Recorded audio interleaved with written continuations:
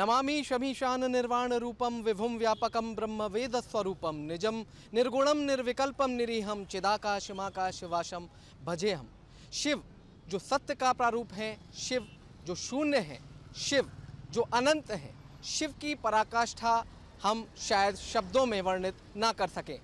देवता भी उन्हें पूजते हैं, दानव भी उन्हें पूजते हैं, राम भी उन्हें पूजते हैं, रावण भी उन्हें पूजते हैं।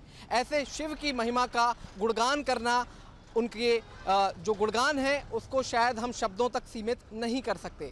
आज महाशिवरात्रि का पर्व है और इसीलिए हम अपने दर्शकों को एक ऐसे शिवधाम की यात्रा पर ले जाने के लिए तैयार हैं जहां पूरे भारत का सबसे ऊंचा शिवलिंग स्थित है।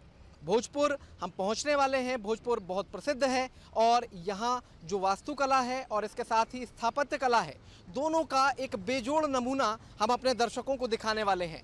क्योंकि आज महाशिवरात्रि का पर्व है और कोविड का दौर चल रहा है, तो ऐसे में बहुत सारे दर्शक मंदिरों तक नहीं पहुंच पा रहे हैं। ऐसे में बंसल न्यूज़ की टीम निकली है ताकि हम आपको घर बैठे शिव मंदिर यानी कि शिवधाम के दर्शन करा सकें। तो आइए सफ़र की शुरुआत करेंगे। मेरे पीछे आप बोर्ड देख सकते हैं, भोजपुर जाने वाला ये रास्ता है। भोपाल से महज 35 किलोमीटर की दूरी पर यह स्थान पड़ता है और अब हम आधी दूरी तय करने के बाद यहाँ से भोजपुर मंदिर की दूरी 11 किलोमीटर बचती है। तो इस सफ़र पे हम सभी का लगातार आगे बढ़ेंगे और चाहते हैं कि आप पूरी यात्रा बंसल न्यूज़ के माध्यम से घर बैठे कर सकें।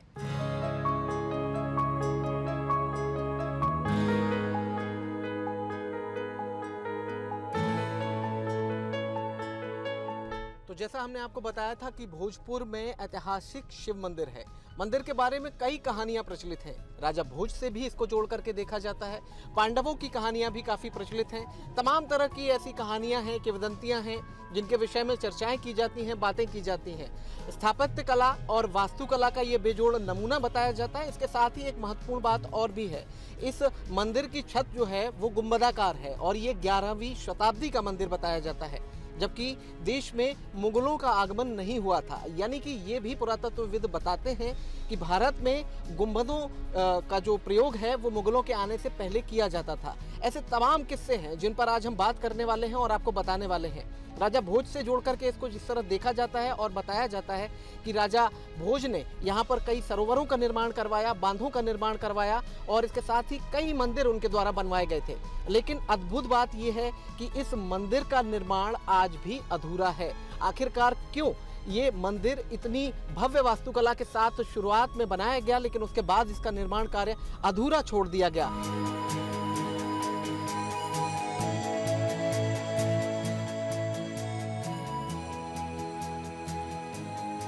हमने आपको बताया था कि ऐतिहासिक शिवधाम यानी कि भोजपुर की यात्रा पर हम निकले थे। मेरे पीछे आप देख सकते हैं मंदिर दूर से दिखाई दे रहा है और ये इस वक्त हम नदी के पुल पर खड़े हुए हैं। बेतवा नदी के तट पर ये भव्य मंदिर स्थित है। एहतियातन प्रशासन ने यहाँ पर 1 किलोमीटर दूर पार्किंग बनाई है, जहाँ के बाद आपको पैदल ही आगे जाना होगा ताकि श्रद्धालु आम जनमानस आराम से इस मंदिर तक पहुँच सकें और दर्शन कर सकें। क्योंकि बहुत बड़ी संख्या में लोग शिवरात्रि के पर्व पर यहाँ पहुँचते हैं और जिस तरह की भीड़ मेरे पीछे आप देख सकते हैं किस तरह से लोग चले जा रहे हैं और बहुत बड़ी भीड़ यहाँ पर दिखाई दे रही है। और जैसे जैसे समय बढ़ेगा दिन का और भी ज़्यादा लोगों के पहुँचने के आसार यहाँ नज़र आते हैं। बेतवा नदी के पुल पर मैं इस वक्त मौजूद हूँ। मैं चाहूँगा हमारे साथी बेतवा नदी भी आपको दिखाएं। हालांकि नदी सूख चुकी है, नदी में पानी नहीं है और इस वक्त हम इस पुल पर खड़े हुए हैं जहाँ से 500 मीटर की दूरी पर ये ऐतिहासिक शिवधाम स्थित है। पीछे की तरफ मंदिर दूर से बड़ा भव्य दिखाई देता है। तो हम आगे की तरफ बढ़ेंगे और मंदिर में पहुँचेंगे, वहाँ की वास्तुकला और स्थापत्य कला से भी आपको रूबरू कराएंगे।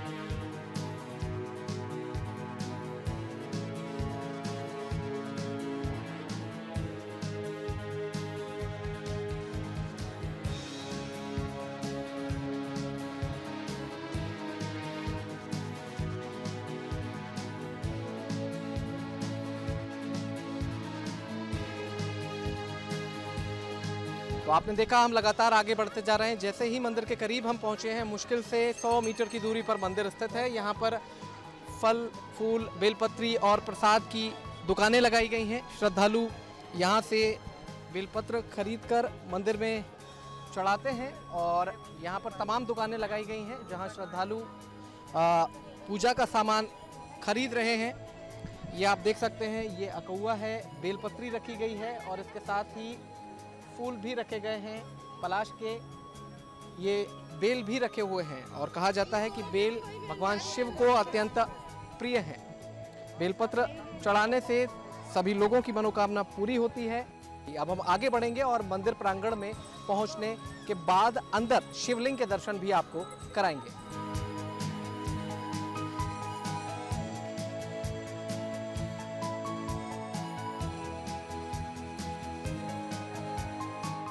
तो 11वीं शताब्दी के उस ऐतिहासिक मंदिर तक हम लगातार आगे बढ़ रहे थे और अब हम उसी जगह पर पहुंच चुके हैं।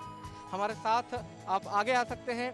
ये सीढ़ियां सीधे हमें मंदिर तक ले जाने वाली हैं और उस भव्य मंदिर के हम दर्शन करने वाले हैं। यहाँ मेरे पीछे आप भोजपुर मंदिर देख सकते हैं। साफ तौर पर वास्तुकला और स्थापत्य कला का ये बेहतरीन नमूना, जो कि मध्य प्रदेश की एक धरोहर है। पुरातत्व विभाग के अधीन इस मंदिर को रखा गया है। राजा भोज के समय इसे बनवाया गया था, ऐसी कहानी है। इसके अलावा पांडवों से जोड़कर भी इसका इतिहास बताया जाता है। ये आप देख सकते हैं, ये जो चबूतरा जिस पर ये मंदिर बनाया गया है, ये तकरीबन 35 मीटर का चबूतरा है। आप सोच सकते हैं कि इतनी बड़ी संरचना को बनाने के लिए किस तरह का प्रयोग किया गया होगा, क्या कुछ गणनाएं की गई होगी। तमाम तरह के प्रश्न ऐसे हैं जो कि हमारे जहन में उठते हैं और शायद उनके जवाब हमें नहीं मिलते कि आखिरकार उस दौर में जब बेहतर इंजीनियरिंग नहीं हुआ करती थी, उस दौर में भी इतने बड़े मंदिर कैसे बनाए जा सकते हैं। इसके अलावा अगर मैं आपको बताऊं तो इस मंदिर का दरवाज़ा जो है वो किसी भी मंदिर के जो जितने भी मंदिर हैं तमाम, उनमें सबसे बड़ा दरवाज़ा यहाँ पर है। और इसके अलावा इसमें बलुई पत्थरों का उपयोग किया गया है और कहा जाता है कि जब इसका रिनोवेशन नहीं हुआ था, यानी कि उसको संरक्षित करने के लिए पुनर्निर्माण की प्रक्रिया शुरू नहीं की गई थी, तब तक इनके पत्थरों के बीच किसी भी लेपन का प्रयोग नहीं किया गया था। अब आप सोचिए कि कैसे एक पत्थर के ऊपर दूसरा पत्थर इतनी बड़ी ऊंचाई तक रखा जा सकता है। और अब हम आपको शिवलिंग के दर्शन कराने वाले हैं, जिसकी ऊंचाई तकरीबन 18 फीट है। अगर केवल शिवलिंग की बात करें तो अकेला शिवलिंग 12 फीट का दिखाई देता है।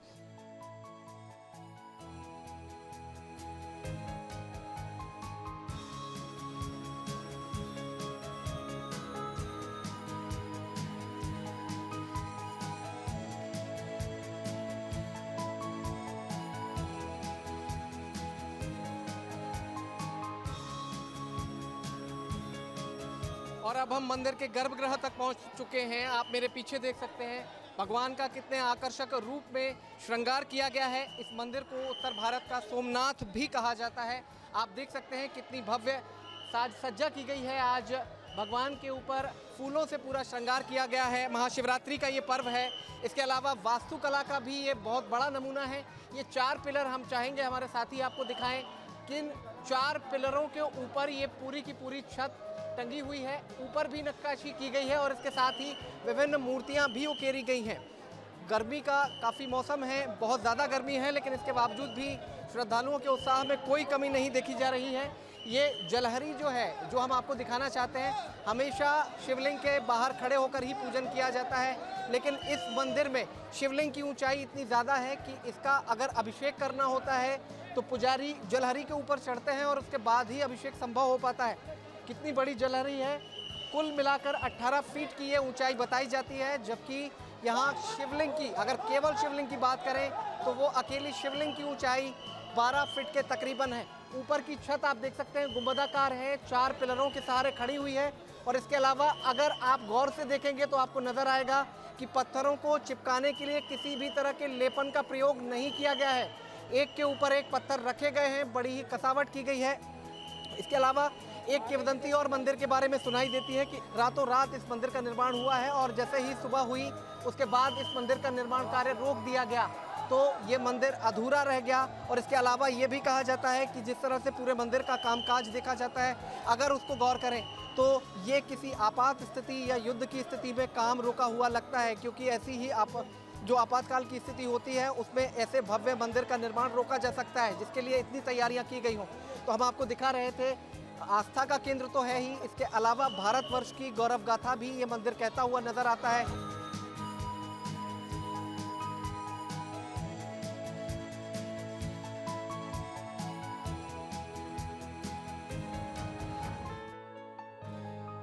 मंदिर के बारे में आपको हमने बहुत कुछ बताया है। इसके अलावा हम और भी पुख्ता तरीके से मंदिर के इतिहास को जानना चाहते थे, इसलिए हम मंदिर के पुजारी अखिल गोस्वामी जी हमारे साथ उपस्थित हैं। उनसे जानेंगे कि मंदिर का इतिहास क्या कहता है और क्या कुछ इसके बारे में और हमें बताया जा सकता है। पंडित जी, बहुत स्वागत है आपका बंसल न्यूज़ पर। भोजपुर ऐतिहासिक मंदिर है, लगातार तमाम कहानियां मिली हैं, पुरातत्वविद कुछ कहते हैं, इतिहासकार कुछ कहते हैं, और भी कई किस्से कहानियां मंदिर से जुड़े हुए बताए जाते हैं। तो क्या माना जाए, कौन से ऐसे किस्से हैं जो इस मंदिर से जुड़े हुए हैं और क्या सच्चाई है? देखिए, इसके दो इतिहास हैं। पहला इतिहास तो जो है वो हमारे जो पूर्वज बताते आ रहे हैं, उनका कहना है कि ये द्वापर युग का है। ये आज से 6000 वर्ष पुराना है। इसका निर्माण पांडवों ने किया है। यहाँ से 16 किलोमीटर दूर भीमबेटका है, वहाँ पर पांडव रुके हुए थे। वहाँ प्राकृतिक गुफाएं हैं।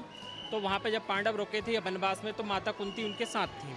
तो माता कुंती का ऐसा था कि जब तक वो शिव की पूजा नहीं करती थी, वो अन्न ग्रहण नहीं करती थी। तब उनके कहने पर पांचों पांडवों ने इस मंदिर का निर्माण किया है। उस समय 20 से 22 फीट हाइट हुआ करती थी। ये 21.5 फीट का शिवलिंग आपको दिख रहा है। 7.5 फीट ऊपर है, बाकी 14 फीट नीचे तक व्यास है इसका। और उसके बाद में ये जो खम्भे, ये 60 फीट का खम्भा है, 3 बेस में बना हुआ है। इस तरीके से इसका इतिहास है। और दूसरा इतिहास ये है कि इसको बोलते हैं राजा भोज के समय का। राजा भोज ने इस मंदिर का जीर्णोद्धार किया है, इसलिए उनका नाम जोड़ दिया गया कि इस मंदिर का निर्माण किया है। लेकिन सच्चाई ये है कि ये पांडवों के समय का है, ये अभी युग का नहीं है। राजा भोज को ज़्यादा समय हुआ नहीं है, कलयुग के ही हैं वो। और ये द्वापर युग का है। इसका सबसे बड़ा प्रमाण ये है, जो शिवलिंग है 21.5 फीट का शिवलिंग है। ये एशिया में सबसे बड़ा शिवलिंग है। ऐसा शिवलिंग आपको पूरे एशिया में कहीं नहीं देखने को मिलेगा। और इसका सबसे बड़ा उधर ये जो गेट दिख रहा है आपको, ये 22 फीट का गेट है। जब माता कुंती आती थी, यहाँ पे 2 सीढ़ियाँ हैं, वहाँ पे पैर रखती थी और सीधा जल अभिषेक करती थी। सीधा 20 सेंटर पे शिवलिंग के आता था। आज के युग को देखा जाए तो हमारे ग्रंथों में लिखा हुआ है, या तो हृदय तक हाइट होनी चाहिए शिवालय की, या नाभि तक। इससे ऊपर अगर शिवालय जाता है तो वो हमारे पूजा करने योग्य नहीं है, हम उसके योग्य नहीं हैं। तो ये क्या है, उनके समय का है। अब हम इसके ऊपर भी चढ़ जाते हैं तो भी हमसे ये 2 हाथ ऊपर होता है। तो ये हमारे युग का नहीं है। अच्छा, दूसरी बात यह है कि इसको बोला गया है ये अधूरा है। तो अधूरा मंदिर अगर होगा तो उसमें शिवालय या शिव मूर्ति की स्थापना नहीं होगी। ये इसमें मूर्ति की स्थापना, शिवालय की स्थापना है। तो पहले गुंबद मंदिर निर्माण हुआ, उसी के बाद शिवालय बना है। तो ये प्रमाण करता है कि ये मंदिर अधूरा नहीं था। दूसरा इसका कारण ये है कि इसको तोड़ा है औरंगजेब ने। औरंगजेब ने इसको तोड़ा है। इसके बाद आप चारों तरफ घूमकर देखेंगे तो बड़े बड़े तोप के गोलों के निशान आज भी हैं। मूर्तियां बाहर से टूटी हुई हैं, आज भी आप शिवलिंग को देखेंगे साइड से इसको तोड़ के देखा गया है। ये अंदर से ठोस निकला, इसलिए इसको छोड़ दिया गया। जहाँ जहाँ पोला निकला वहाँ सोने हीरे जवाहरात रहते थे तो वो निकाल लिए गए। पहले प्रकाश की कोई व्यवस्था नहीं होती थी। तो ये जो शिवालय है, इस पर मणि जड़ित एक सांप बनाया गया था, जिसपे ऊपर एक मणि रखी गई थी, जिसको हम हीरा बोलते हैं। तो वो हीरा जब प्रकाश कर चमकता था तो ये प्रकाशित होता था, तो ये लाइट इफेक्ट होता था। तो इससे पूरा लाइट, जैसे लाइट जलता है वैसा ये प्रकाश होता था। तो उस समय का ये निर्माण है, आज के युग का नहीं है। ये कहा जाता है कि उस तरफ से पत्थर ऊपर चढ़ाए जाते थे। कितनी विशाल इमारत है, तो इसके बारे में हम जानने के लिए मंदिर के परिक्षेत्र यानी कि आसपास के क्षेत्र का भी भ्रमण करेंगे और जानने की कोशिश करेंगे कि वहाँ क्या कुछ नज़र आता है।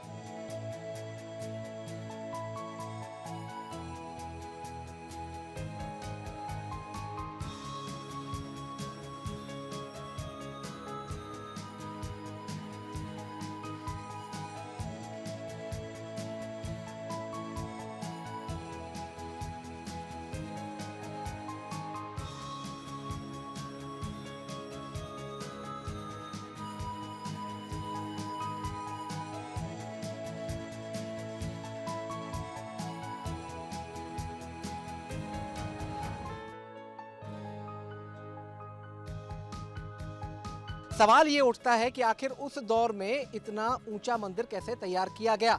ये बड़ा सवाल था और इस सवाल का जवाब खोजते हुए हम मंदिर के ठीक पीछे आ चुके हैं, यानी कि पीछे की तरफ आ चुके हैं हम। और यहाँ पर हमने वो संरचना देखी है जिसके बलबूते पर इतनी ऊंचाई तक पत्थर पहुँचाए गए हैं। ये टीला आप देख सकते हैं, ये ढलान आप देख सकते हैं। ये ही वो संरचना है जहाँ से क्विंटलों के पत्थर ऊपर पहुँचाए जाते थे।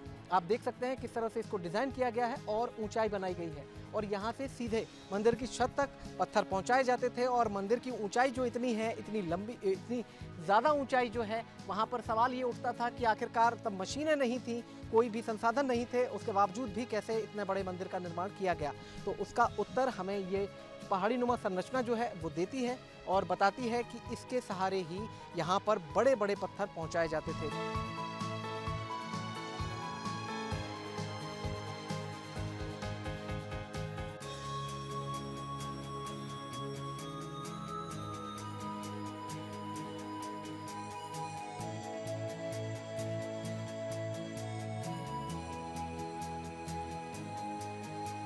भले ही गर्मी का मौसम है लेकिन श्रद्धालुओं की संख्या घटने का नाम नहीं ले रही है। लगातार श्रद्धालु मंदिर प्रांगण में पहुंच रहे हैं। कितनी भीड़ है ये आप देख सकते हैं। आस्था का सैलाब यहाँ पर उमड़ता हुआ नजर आ रहा है। महिलाओं की पंक्ति अलग बनाई गई है, पुरुषों की पंक्ति अलग बनाई हुई है। प्रशासनिक अधिकारी व्यवस्था बनाने में जुटे हुए हैं, पुलिस के जवान लगातार व्यवस्था बनाने में जुटे हुए हैं और यहाँ पर पूरी व्यवस्थाएं देखी जा सकती हैं। हम कुछ श्रद्धालुओं से भी बात करने की कोशिश करेंगे और जानेंगे कि कैसा वो यहाँ पर आकर के महसूस कर रहे हैं। कैसा लग रहा है सर? बहुत बढ़िया लग रहा है, बहुत आनंद आ रहा है सर। और कृपा है भगवान की। अच्छा, जो आज कोरोना काल में कितनी भी देर में नीचे से ऊपर तक पहुँचे? 1 घंटा लगा होगा। 1 घंटा लगा है। 1 घंटा लगा है, उसके बावजूद भी लाइन में लगे हुए हैं। अभी बाबा के दर्शन नहीं हुए हैं, आगे बढ़ रहे हैं लगातार श्रद्धालु। हमारे साथ हैं मैडम, कैसा लग रहा है? अच्छा लग रहा है, फर्स्ट टाइम आए हैं। फर्स्ट टाइम आए हैं। और कितनी देर में आप नीचे से ऊपर तक पहुँचे? अभी 15-20 मिनट ही हुआ, ज़्यादा नहीं हुआ। 15-20 मिनट में। परंपराएं और संस्कृतियां कैसे जीवंत रहती हैं, हम नक्शों की तरफ चल रहे थे और उसके बीच में इसका उदाहरण, जीता जागता उदाहरण हमें दिखाई दिया। यहाँ पर आप देख सकते हैं महिलाएं किस तरह से भजन कीर्तन कर रही हैं। मंदिर परिसर में ही जो पहाड़ियाँ बनी हैं उन पर ये बैठ करके भजन कीर्तन कर रही हैं। एक पीढ़ी दूसरी पीढ़ी को संस्कार स्थानांतरित कर रही है और इसके साथ ही ये आनंद का जो माहौल है, जो भारत की संस्कृति है उसके संवाहक जो हैं और जो पोषक हैं, ऐसे ही तत्व उसके बीच में नजर आते हैं।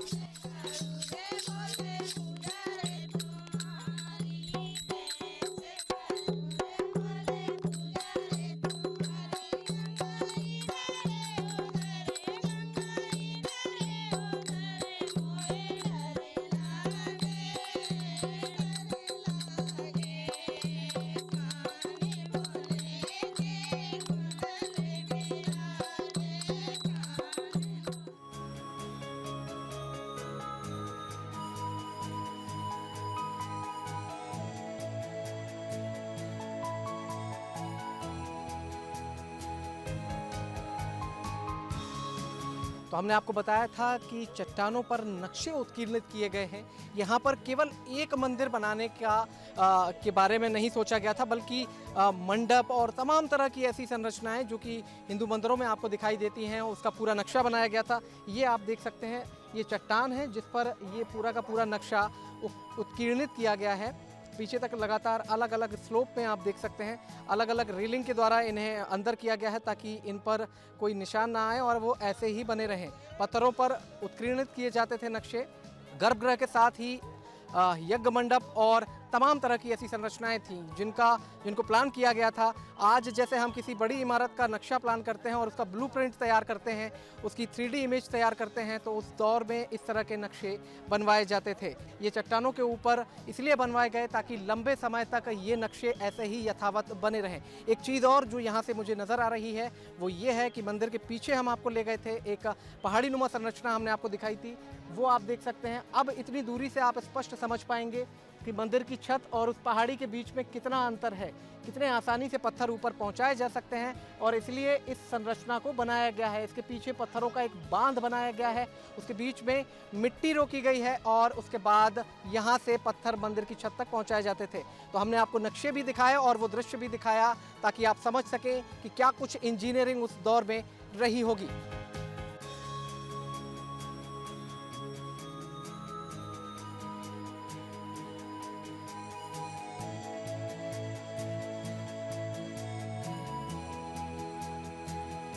मेरे पीछे इस वक्त आप देख सकते हैं ये स्टेज बनाया गया है भव्य। भोजपुर महोत्सव का हर वर्ष यहाँ आयोजन किया जाता है महाशिवरात्रि के मौके पर और देश के बड़े नामचीन कलाकार यहाँ पर बुलाए जाते हैं। 2 से 3 दिनों तक ये उत्सव लगातार जारी रहता है। इसकी तैयारियां आयोजन की शुरू हो चुकी हैं और शाम को यहाँ पर भव्य उत्सव का नज़ारा दिखाई देगा। मंच की साज सज्जा आप देख सकते हैं, बीच में भोले बाबा की प्रतिमा विराजी गई है, वैसा ही नक्शा बनाया गया है। उनका शिवलिंग दिखाई दे रहा है बीच मंच पर और बड़े ही सुंदर ढंग से इसको आकर्षक ढंग से सजाया गया है। भोजपुर महोत्सव का आयोजन संस्कृति विभाग कराता है मध्य प्रदेश के अंदर और इस वर्ष भी ये आयोजन किया जा रहा है जो 11 से 13 तारीख तक चलने वाला है, जिसमें कई नामचीन कलाकार प्रस्तुतियां देंगे। इसके पहले यहाँ पर कैलाश खेर और ऋचा शर्मा जैसे दिग्गज कलाकार अपनी प्रस्तुतियां दे चुके हैं।